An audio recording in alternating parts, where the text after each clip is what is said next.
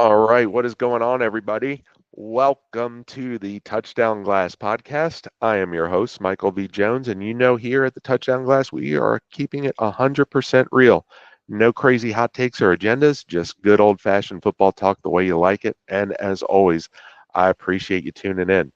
Well, it was a pretty wild and chaotic a weekend of college football. That ending to Michigan, Ohio State, where Michigan goes to on the field at the shoe, planting the flag. And those Ohio State players, they showed, and that ain't going to stand. Now, who was in the wrong? I think kind of both teams were, but hey, that's why it's one of the greatest rivalries in American sports. And can't wait to see how this college football playoff shapes up with the first year of 12 teams. It's going to get very interesting. So I like to use those words a lot: chaotic, interesting, and that's because football is on any level. But we're here to talk about the NFL and the week that was in week 13. So let's start with the Thanksgiving games where the Detroit Lions defeated the Chicago Bears 23-20. The Lions now tied for a league best 11-1. The Bears fall to 4-8. That's their sixth loss in a row. The Lions were up in this one 16-0, and the Bears made a great comeback effort in the second half, but came up short. And of course, it was due to another coaching misfire, a debacle by one Matt Eberflus when there was time for a couple plays to try to get in field goal range, and the Bears uh, ended up running out the clock and with a timeout in their pocket. And Eberflus with egg all over his face. Now, maybe Caleb Williams deserves some blame. Sure, but he's a rookie. This is where the head coach needs to step in. And it finally happened over 100 years of Chicago Bear football. First time they've ever fired a head coach in the middle of the season. For the game, Jared Goff went 21 of 34, 221 yards, and two touchdown passes, both caught by tight end Sam Laporta. David Montgomery and Jahmyr Gibbs combined for 175 yards rushing on the ground. Caleb Williams, a very solid performance overall, and really a great performance in the second half. 20 of 39, 256 yards, three touchdowns. DJ Moore, 8 catches, 97 yards, and a touchdown. Keenan Allen, 5 grabs, 73 yards, and two touchdowns. So, again, we're going to talk more about the Eberflus firing and, what's next for the Bears. All right, the Dallas Cowboys defeat the New York Football Giants 27-20. Cowboys go to 5-7. Giants tied for a league worst, 2-10. DeMarvion Overshone, this young linebacker, he's had a phenomenal year for the Cowboys. Maybe it's kind of been lost in the shuffle due to, the other things that have been going on with the Cowboys, not having such a great season, but incredible pick six for a touchdown. He was all over the field on Thanksgiving. And, the Cowboys really got after Drew Lock. He was sacked 6 times, and the Cowboys didn't allow any sacks. So Micah Parsons and crew had a big day. Cooper Rush, 21 of 36 for 195 yards and one touchdown pass to Brandon Cooks, who's finally back in action. And Rico Dowdle had 22 carries for 112 yards and a touchdown.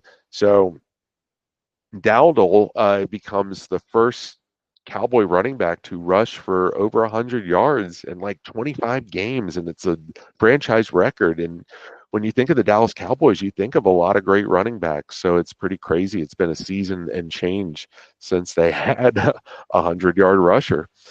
Drew Lock started for the Giants, 21 of 32, 178 yards and an interception. He was the team's leading rusher with 57 yards and a touchdown. Tyrone Tracy Jr.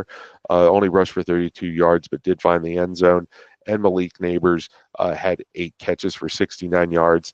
The Cowboys never apologize for a win, but as a Cowboy fan, I didn't really feel great, um, about, you know, after this win, like, that was impressive. It seemed like, the Giants are bad, but okay, it's a division opponent, short week. It it seemed like every time the Cowboys made a mistake or, couldn't convert a down, a couldn't convert a third down, they were bailed out by a penalty, by the Giants' stupidity. Giants had 13 penalties for 98 yards as opposed to the Cowboys, who had only 6 for 48. And Dallas is usually a penalty machine. And of course, the Giants also allowed 2 turnovers. So when that happens and you're playing at home, usually you're going to win. So we'll see what it does for the Cowboys. But regardless, they got their first win at home, and we'll see where it goes. All right, the Green Bay Packers defeated the Miami Dolphins 30-17. The Packers now 9-3, Dolphins 5-7. So this Miami team, was really catching steam with Tua back, and a lot of people thought maybe they have a shot to go into Lambeau and get a win and keep this momentum going. But the Packers were dominant at home again. Remember the previous week against the 49ers? Uh, they won the turnover battle 3-0. And I know they were playing against Brandon Allen, but they just made mincemeat of the Niners. And it really wasn't even that close with the Dolphins ever. I mean, 27-3 in the third quarter. Jordan Love, 21 of 28, 274 yards, and 2 touchdowns caught by Jaden Reed. Josh Jacobs, 121 total yards and a rushing touchdown. And Tucker Kraft, 6 grabs for 78 yards. Tua had a, you know, solid game statistically, 37 of 46, 365 yards and 2 touchdowns. The Dolphins only ran for 39 yards on 14 attempts in this one. Jonnu Smith, 10 catches for 113 yards, and Tyreek Hill, 6 grabs, 83 yards and a score. So Packers, a lot of people think they are a top 5 team in the league. I'm not sure I'm there yet, but I, another week of dominance, I might be. All right, the Black Friday game saw the Kansas City Chiefs squeak by the Las Vegas Raiders, 19-17. So Chiefs 11-1, they clinch a playoff spot. Raiders tied for a league worst with the with the Giants at 2-10. The Chiefs led 16-3 in the third, and remember, I said it's time for the Chiefs to really show some dominance and stick it to the Raiders at home, and it looked like that was going to happen. But the Raiders ended up taking the lead in the fourth quarter, but in the end they came up short. But you really felt like watching that game, like Vegas outplayed Kansas City. You look at the box score; it's kind of it's pretty even. Raiders won some categories, the Chiefs won others. The one that really stuck out for me was the third down conversions, where the Chiefs were much better than the Raiders. Mahomes went 26 of 46, 306 yards, and a touchdown pass to Justin Watson. The Chiefs only had 63 yards rushing on 16 attempts. DeAndre Hopkins had 4 catches for 90 yards. Aiden O'Connell, I think the Raiders, I hope they stick with him the rest of the year, because he seems to have been their best quarterback over the last couple years. He went 23 of 35, 340 yards, and 2 touchdowns. And rookie sensation tight end Brock Bowers with another monster game, 10 grabs, 140 yards, and a score. And the Raiders had 116 yards on the ground. So, but they did have 9 penalties for 101 yards, as opposed to KC that had 7 for 40. So, that'll do it too. Uh, and the Chiefs, like I said, clinched the playoff spot. Of course, this game comes with controversy. It looked like the Raiders were on a drive for a go-ahead field goal, and I think Daniel Carlson actually missed. I want to say he missed 3 field goals in this game, but he's a pretty good kicker, and maybe there was a shot uh, they had for redemption for him, and then Jackson Powers Johnson, He snaps the ball. No one was prepared for it. They thought they was going to call a false start. They end up Kansas City falls on the ball, and it's Kansas City's ball. They run out the clock, and that's it. So a bit of controversy. Was there a whistle before that play happened? Because I think they called it the penalty in the legal shift, and Casey declined. So was that the right call? Should have been called a false start, and there have been no play. I don't know. I mean, nobody moved. The center hiked the ball. The guard is tapping the center to hike the ball. Hits Aiden O'Connell. Chiefs get bailed out by luck again, but sometimes it's better to be lucky than good.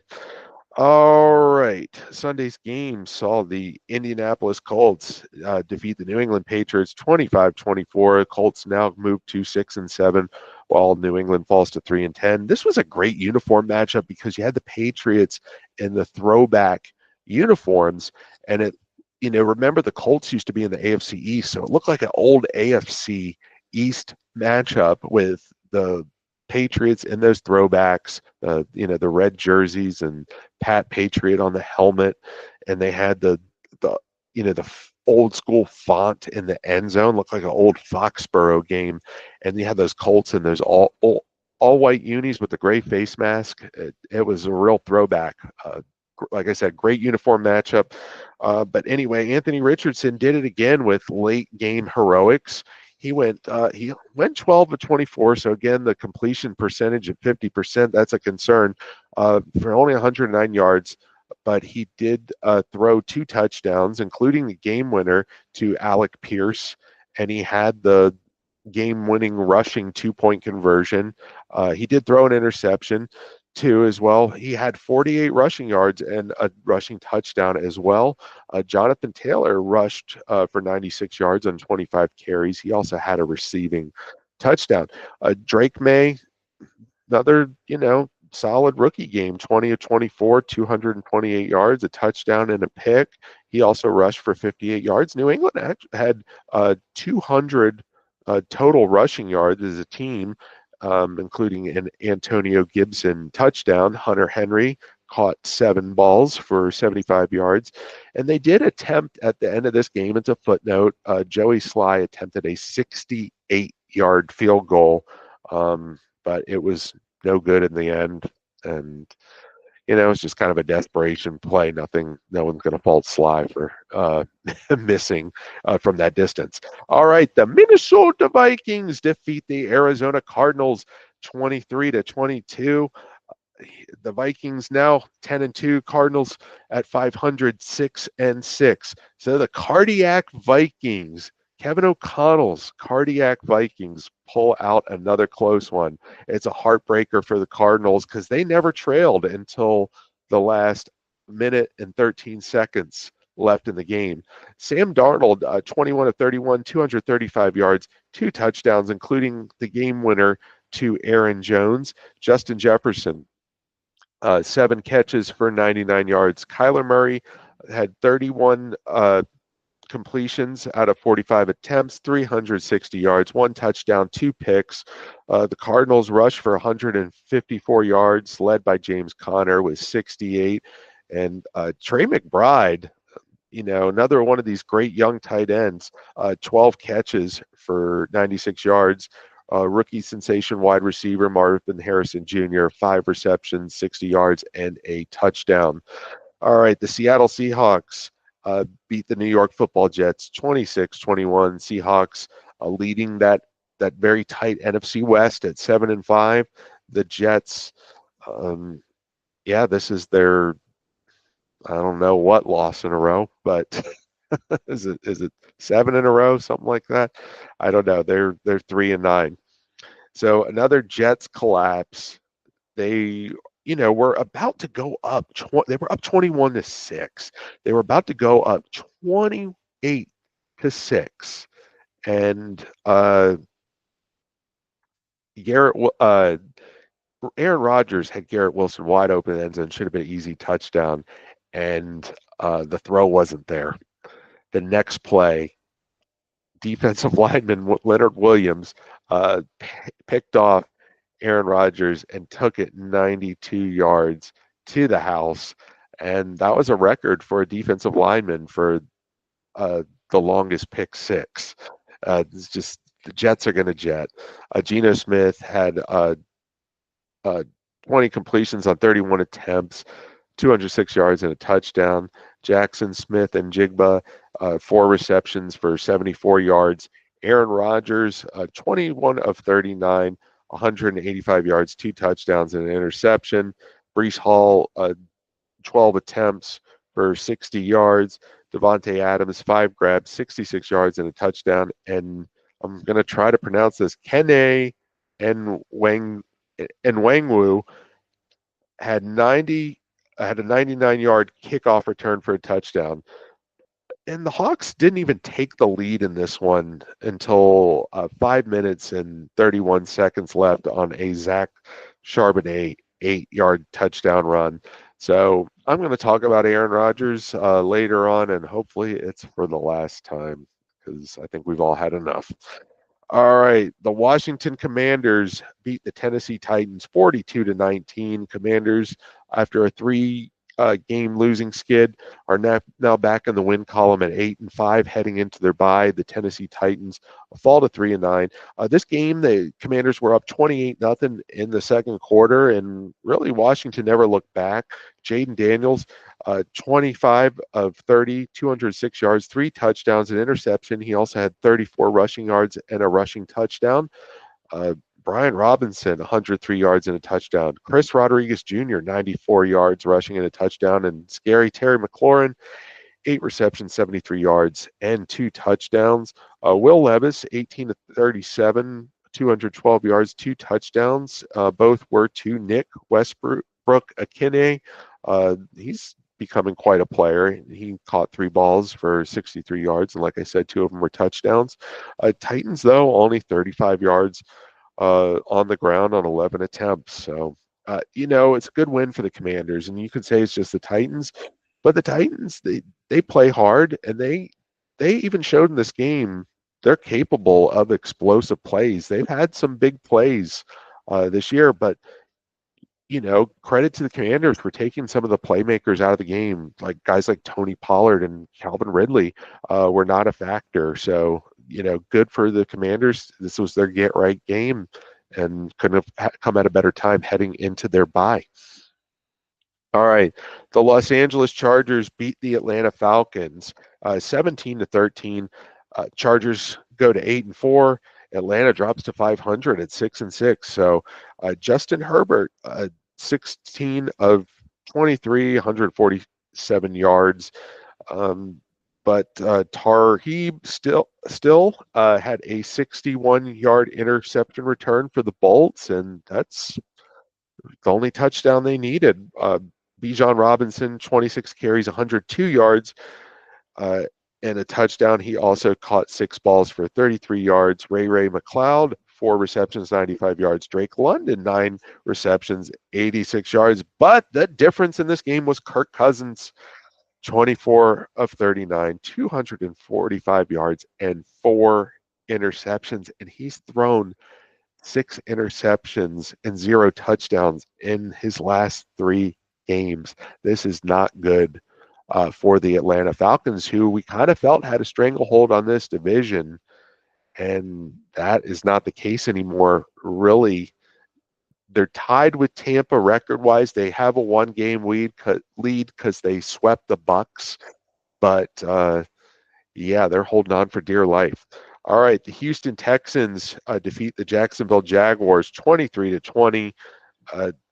Texans go to 8-5. Jaguars drop to 2-10. So yeah, they're tied with the Raiders and the Giants for the worst record. Stroud, 22 of 34, 242 yards and 1 touchdown caught by tight end Dalton Schultz. Joe Mixon, 20 attempts, 101 yards and a touchdown. And Nico Collins, 8 receptions for 119 yards. Mac Jones, 20 of 32, 235 yards and 2 touchdowns. Parker Washington, 6 receptions for 103 yards and a touchdown. And Brian Robinson Jr., another really promising rookie. 4 receptions, 76 yards, and a touchdown. The Texans led in this one, 23-6 in the fourth quarter. So good for the Jags. Losing their quarterback, Mac Jones coming in and making it close. Of course, the big story in this one is the Trevor Lawrence hit. We're going to talk about that later. All right, the Pittsburgh Steelers defeat the Cincinnati Bengals 44-38. Steelers leading the division at 9-3. Bengals fall to 4-8. A great back and forth shootout in this one. The Steelers took control in the third quarter, going up by 10 after a Russell Wilson 25-yard touchdown pass to tight end Pat Freiermuth, who also caught 6 balls for 68 yards. Russell Wilson, phenomenal day, despite an early pick six, 29-38. 414 yards, 3 touchdowns. I mentioned the pick. Najee Harris, 129 total yards and a touchdown. And George Pickens, 3 receptions, 74 yards and a touchdown. Joe Burrow, 28-38, 309 yards, 3 touchdowns and an interception. Chase Brown, 6 attempts for 86 yards and a touchdown.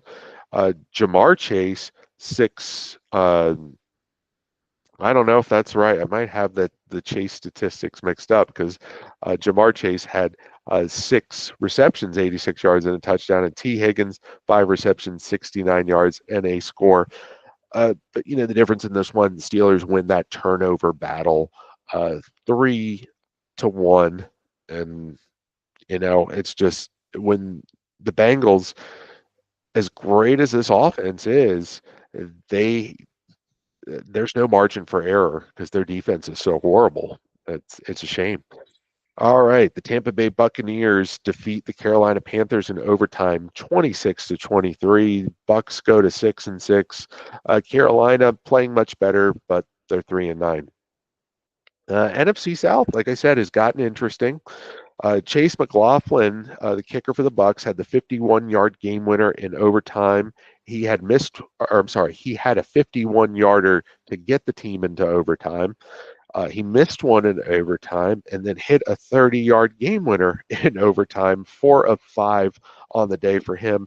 Baker Mayfield, 21 of 33, 235 yards, a touchdown, and 2 interceptions.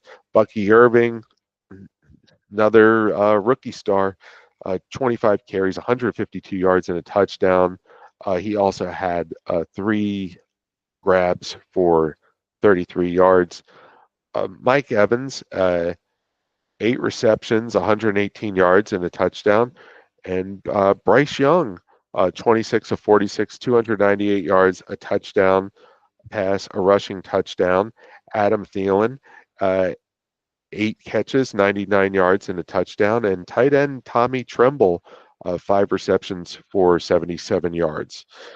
All right, the Los Angeles Rams defeat the New Orleans Saints 21-14. Rams go to 6-6 in that very tight NFC West. New Orleans 4-8, not exactly out of it though, given the way the division is, because the 2 teams in front of them only 6-6. Matt Stafford, 14 of 24, 183 yards and 2 touchdown passes. So Kyron Williams, 15 carries, 104 yards and a touchdown. And Puka Nacua, 5 grabs, 56 yards and a touchdown. Derek Carr, 24 of 37, 184 yards and a touchdown. Pass to Marquez Valdez-Scantling, who's come up big for the Saints lately. And Alvin Kamara, a solid game, 23 carries, 112 yards. So it was 14 all in the fourth quarter, but Nacua caught the go-ahead touchdown with less than 9 minutes left, and I guess that was all the Rams needed. All right, the Philadelphia Eagles beat the Baltimore Ravens 24-19. Eagles flying high at 2-10. I believe that is their 8th win in a row. Ravens looking up at the Steelers in the division at 8-5. Look at the score; it wasn't even that close, and the Ravens were up 9-0 early. But it was pretty much all Eagles after that. Jalen Hurts, 11 of 19, 118 yards, one touchdown pass, and one rushing touchdown. Another nice game by Saquon Barkley, 23 attempts, 107 yards, and a touchdown. And A.J. Brown caught 5 balls for 66 yards. Lamar Jackson, 23 of 36, 2 touchdown passes, 8 rushes for 79 yards. Derrick Henry had 82 yards on 19 attempts. Zay Flowers, 3 receptions, 74 yards. And Mark Andrews had 6 receptions, 67 yards, and a touchdown. So the Eagles have really separated themselves. When you see them go and win a game like this, of course, Justin Tucker had some missed field goals that didn't help the Ravens cause. But it's been a rough year for him. But for considering what he's meant to that team, it's hard to just move on for him. You hope that pretty soon it comes together for him, because if this team has to go on the road in the playoffs, they're going to need him to make some big kicks. All right, Sunday Night Football. Dun, dun, dun, dun, dun, dun. The Buffalo Bills defeat the San Francisco 49ers 35-10. The Bills 10-2. The Niners 5-7, looking up and they're in the cellar of the division at the NFC West. They're looking up at everybody else, but there's still time, but time is running out for the Niners. There's no business like snow business, right?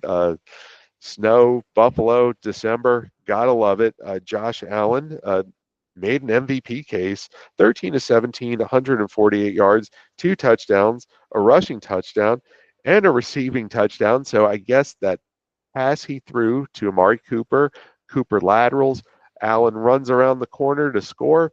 It counts as a touchdown reception. So I think that's a record for a player to do all that in one game, at least by a quarterback.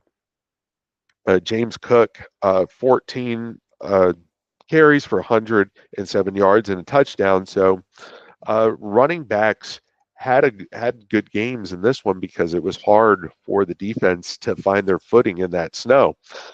Brock Purdy, 11 of 18, 94 yards.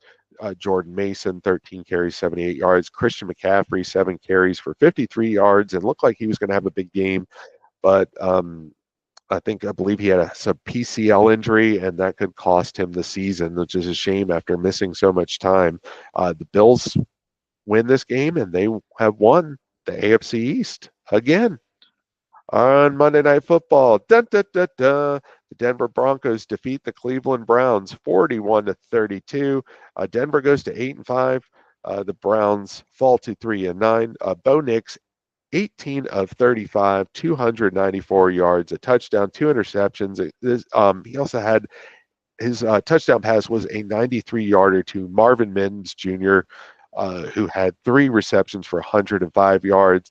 And by the way, that pass, he could not have made that pass any better. It was a beauty. Jaleel McLaughlin, 14 carries for 84 yards. Jameis Winston, all I got to say, it's a historic game. 34 of 58, 497 yards, 4 touchdown passes, but 3 interceptions, including 2 pick sixes. Jerry Jeudy returning to Denver, and he definitely got the crowd into it. 9 receptions, 235 yards, and a touchdown. Elijah Moore, 8 receptions, 111 yards. David Njoku, 9 receptions, 52 yards, and 2 touchdowns.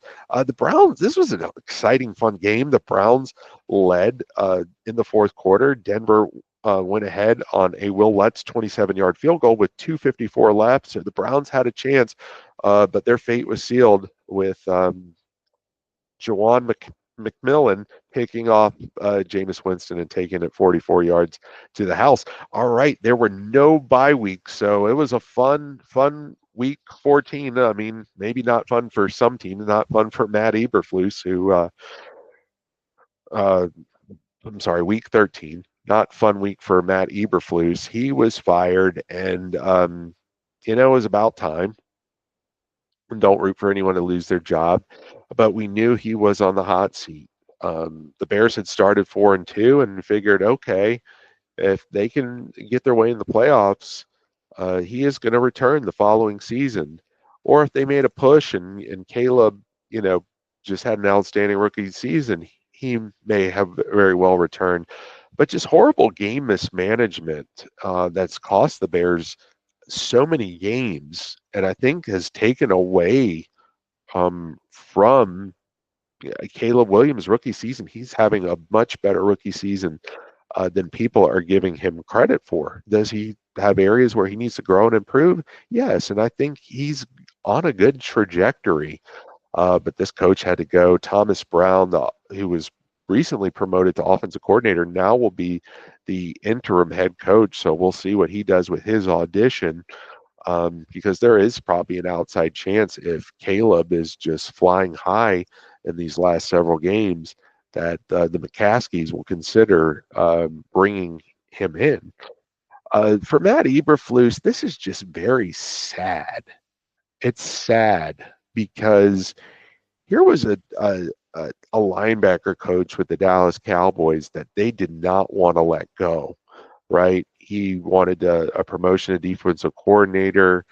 I mean, they were trying to work it out. So trying to figure out when Rod Marinelli, who was the defensive coordinator at the time, he was going to hang it up and have Matt Eberflus step into the role because they saw head coaching material. This guy, he goes to Indianapolis, and there was a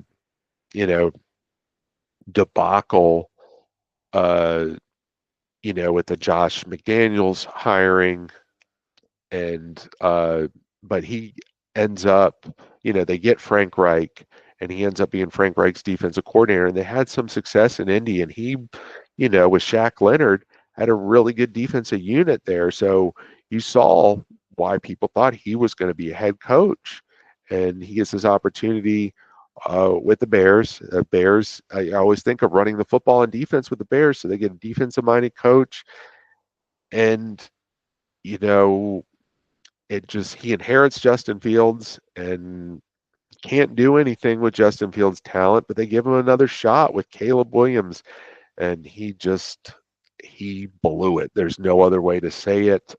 But the Bears got to get this next hire right, and I don't I don't think it's Thomas Brown.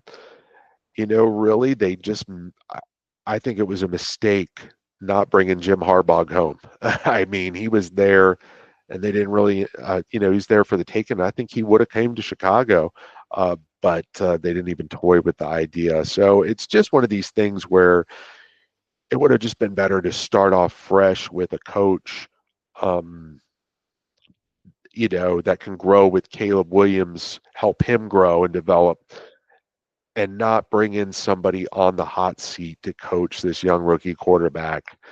But who saw these end of game meltdowns coming? But good for you, Bears fans. He's gone, and I know there was Chris Canty on ESPN a couple weeks ago saying, "Well, hey, the team's playing hard for him." No, when you have these kind of end of game meltdowns, there's just no excuse for that.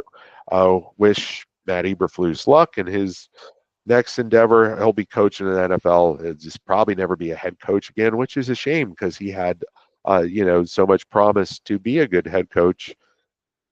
It just didn't work out, just like it does for a lot of guys. All right. So, what also made big news was the hit on Trevor Lawrence that, why he had to leave the field. He went for a slide, and then Aziz Al-Shair,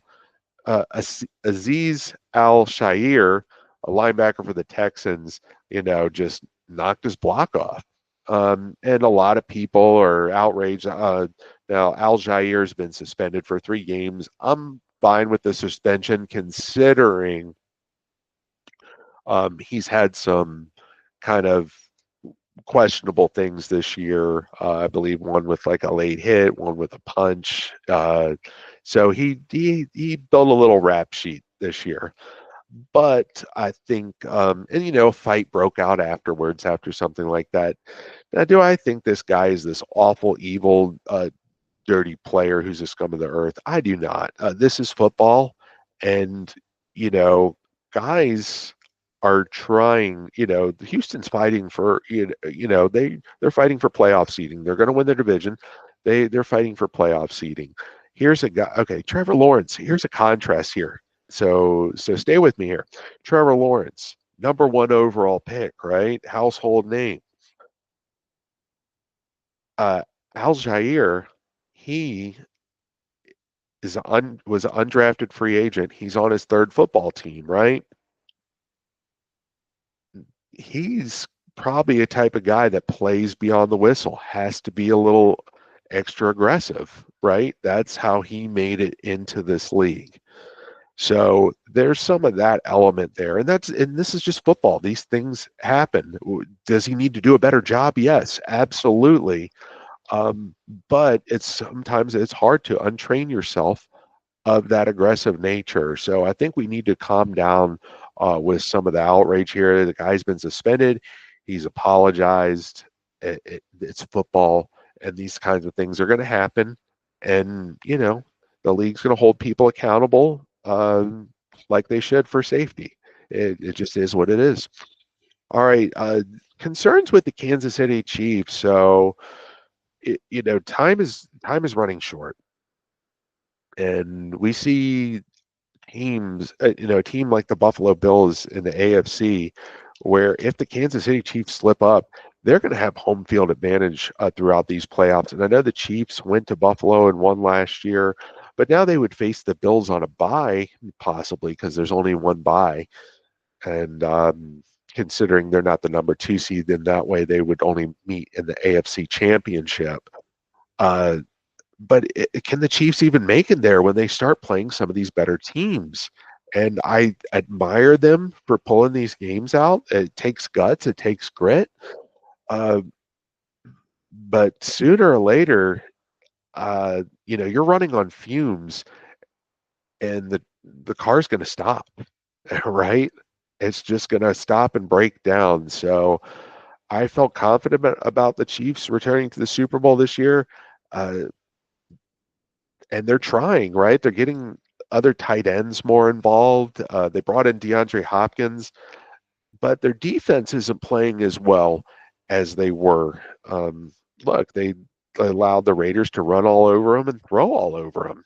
Uh, and they ended up getting bailed out in the end. And don't forget that Raiders kicker too, missing all those field goals. So, there is still time to maybe find their groove. Maybe, Isaiah Pacheco back, for another game is will kind of help things get going, and maybe they have a nice 1-2 punch of him and Kareem Hunt, who's really, come in and done a solid job. But time's a ticking, and I'm just not seeing it. So Buffalo, I think you have to be feeling really good about yourselves right now. I won't say anymore. I won't jinx it. All right. Aaron Rodgers, he's got a Netflix special coming out, and we're still, apparently he was kind of covertly throwing some teammates under the bus for what happened in the game against the Seahawks over the weekend. Who cares? I'm done with the Jets. I'm done with Aaron Rodgers. America has Aaron Rodgers fatigue. Enough is enough. Why are why are we even talking about them? They're irrelevant. It's a sad ending to his career. I guess I'll watch the Netflix series just for curiosity purposes, but this is to be expected. A 40-year-old coming off an Achilles, and obviously a lot of us thought, okay, he just has to he just has to be a little above average, or the Jets are a quarterback away. Clearly not. This franchise is a mess. It's not so much talent as it is, from the top down of how that organization is run. But Aaron Rodgers has had other things on his mind over the years besides football, and it's finally come home to roost, right? That player, we see the name in bright lights still, but that player isn't that player anymore, and we just need to move on. I hope I don't have to talk about him anymore. Uh, you know, he might get benched. He might get cut before the end of the year. I don't know. We'll see. And then I guess we'll have to talk about it then. And maybe I'll talk about the stupid Netflix special, which, like I said, I'll maybe peek out of it for curiosity. But he just makes too many headlines off the field and not good ones on the field. And I think, this is obviously the end, and hopefully we're done talking about him till his Hall of Fame speech. But anyway, let's preview the Week 14 games. We'll start Thursday Night Football. We have a great matchup on Thursday Night Football for, you know, I think this is the best team winning percentage, combined team winning percentage we've had on Thursday Night Football in a long time as the Green Bay Packers take on the Detroit Lions. Obviously, the Lions went to Lambeau earlier this year and handled the Packers, but remember the Packers won last Thanksgiving against the Lions at Ford Field. So Lions, kind of slowed down a little bit. They're still winning games. Can they kind of recapture that lightning in a bottle and, you know, just go out and throttle teams? Now, this Packer team's pretty good. So I think, getting a win, it's not exactly a short week, but, the Lions had a short week and then another game in 7 days against another division opponent. So really, you just want to get out of there with the win. But Detroit is going to have to play better than they did in the second half against Chicago if they want to beat this hot Green Bay team. All right, the Jacksonville Jaguars at the Tennessee Titans. So I imagine Trevor Lawrence won't play in this one. You know, this will determine the bottom of the basement for the AFC South, and maybe it's going to be a factor in the draft order. So your guess is as good as mine. If you're Jacksonville, you did make some plays at the end of the Houston game. Maybe Mac Jones has found a little groove with this offense. And as far as the Titans go, we know they can be explosive, but they can also be very mistake prone as well. So, two bad teams, but sometimes that can be fun. All right, the Las Vegas Raiders at the Tampa Bay Buccaneers, a pirate game, right? The Chucky Bowl back in the day. So, obviously, the Raiders did show something against the Chiefs, even though it was heartbreaking. They weren't able to come away with the win. Can Aiden O'Connell put back together back-to-back games like that? We obviously know Brock Bowers is probably going to be a factor. And for the Tampa Bay Buccaneers, this is huge as the Falcons are slipping. The Falcons are basically one game up on them. Can they take advantage of a Raider team, a 2-10 Raider team at home, and really get back at winning this division and having a playoff shot? We shall see. The Atlanta Falcons at the Minnesota Vikings. So the Kirk Cousins Bowl. Kirk Cousins returns to Minnesota. Falcons not playing their best ball. I just talked about how they're slipping, and the Vikings, seemed like a dominant team earlier in the year. Now they're pulling, kind of, you know, pulling a rabbit out of their hat at the end of games. That Kevin O'Connell, never say die.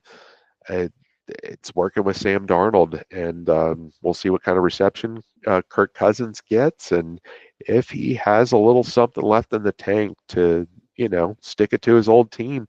But even so, even if he does, that might be not be enough because this Minnesota team has got a good roster and is well coached.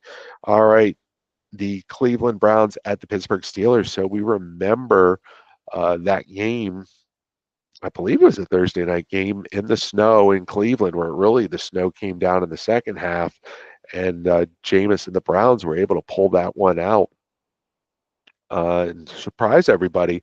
But the Steelers, you got to be riding high. I know that Bengals defense is trash, but for Russell Wilson to put together a game like that and show us that, yeah, I'm still that same old Russell Wilson, that was exciting. And maybe, uh, he can put up another big statistical game. But these Cleveland Browns, they play these division opponents hard. So, are they going to sweep the Steelers? Probably not, but they're definitely going to give them a run for their money. But it's in Pittsburgh, so I think that'll favor the black and gold in the end. All right, the Carolina Panthers at the Philadelphia Eagles. Is this a trap game for the Eagles? The Panthers are playing better, but the Eagles have really hit their stride and just have so many playmakers and can beat in so many ways, especially now with their defense playing better and getting some of those younger guys involved in making plays. Yeah, I think it's just I think the Eagles just take care of business at home, and maybe Carolina does make some plays, but at the end of the day, I think they're just going to have their hands full. All right, the New Orleans Saints at the New York Football Giants. So Drew Lock will start again for the Giants. We'll see maybe if he has a little bit of a better showed some flashes, that he can, escape the pocket and pick up some yards in Dallas. Um, but he was clearly rusty and he didn't get rid of the ball in time. So maybe second game back, not being on a short week, maybe 10 days rest, maybe that works in his favor. But if you're New Orleans, you still have something to play for, right? Uh, you're not totally out of it yet. Um, and considering how shaky the two teams ahead of you are in the division, you know, hey, keep grinding, see what happens. So, uh, I don't know. I got to go New Orleans on this one, as I think the Giants fans even want them to lose for draft purposes. All right, the New York Football Jets at the Miami Dolphins. So, can the Dolphins rebound after, you know, going to play a big game on the road in cold weather and laying an egg? They will be at home. It might be too little, too late for the Dolphins when it comes to playoffs, because you have, um, you know, you have the Ravens, you have the Chargers and the Broncos uh, that have a nice little cushion ahead of them for that wild card spot, that final wild card spot. So, uh, but if you're a Dolphins fan, I guess you just want to stick it to the Jets. And I don't know, can the Jets have anything left, or is this just going to continue to spiral down the drain? We shall see. All right, the Seattle Seahawks at the Arizona Cardinals. So these teams met a couple weeks ago, and the Seahawks beat the Cardinals at home 16-6. And really, it was just a bad day for Kyler Murray and company. Couldn't find the end zone. Now it's in Arizona. Cardinals, heartbreaking loss on the road to the Vikings. You know, I mean, this is probably going to determine the division. Um, yeah, because I'm looking at this next game, it's probably going to determine the division. So, do the Cardinals have another stand in them to get back in this division race? All right, the Buffalo Bills at the Los Angeles Rams. So, like I said, it probably will determine the division because you're counting on the Rams taking care of the Bills.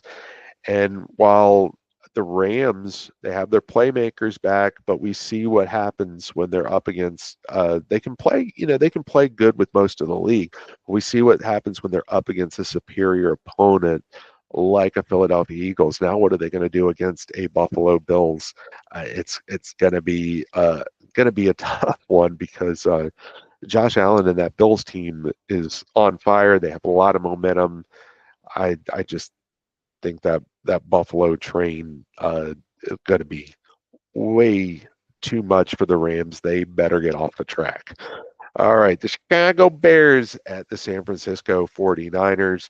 Um, the Niners not exactly out of it, but if the Seahawks beat the Cardinals, it's not going to be good for them. And the Bears, we'll see what kind of jolt they get from Thomas Brown. Does he give them a little something extra?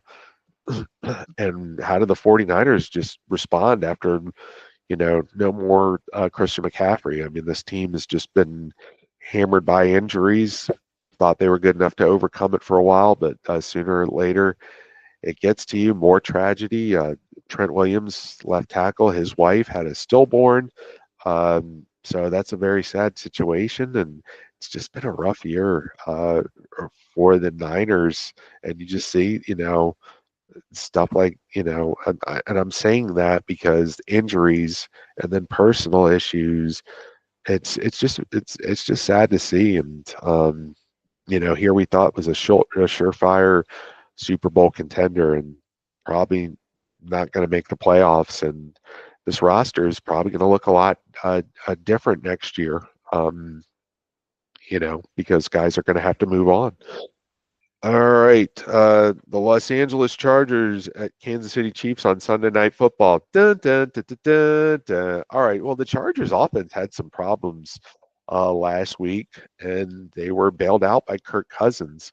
But now they're going against Patrick Mahomes, and but they've also had their issues with putting up points in bunches. But this can be a dangerous offense at times. So can the Chargers, make a statement and go on the road and best the Chiefs at Arrowhead?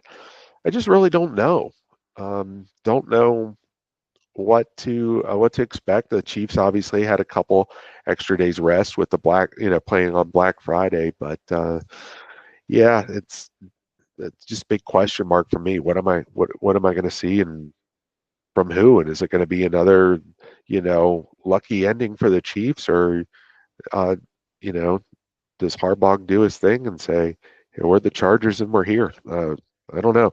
And Monday Night Football, dun, dun, dun, dun, the Cincinnati Bengals at the Dallas Cowboys. Is this the Simpsons game? If I got that right, it's like a Simpsons animated thing, Simpsons or Nickelodeon or something. There's an option to watch it that way, so might be fun for the kids. Uh, you know, I look at the Bengals offense and what they're able to do, but they leave every team in it, no matter how bad, because their defense is just god awful. So can this Dallas?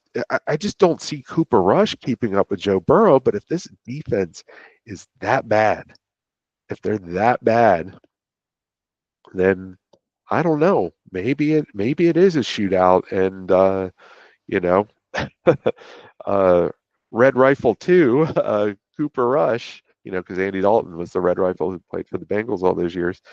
Uh, Maybe he comes into Cincinnati, makes a little noise. I don't know. I still like the Bengals here, and I think Dallas gets a reality check after 2 wins in a row. All right, if I didn't mention the Ravens, the Broncos, the Texans, the Colts, the Patriots are the Commanders. That is because they're on a bye. All right, everybody, that's all I got. Enjoy the games.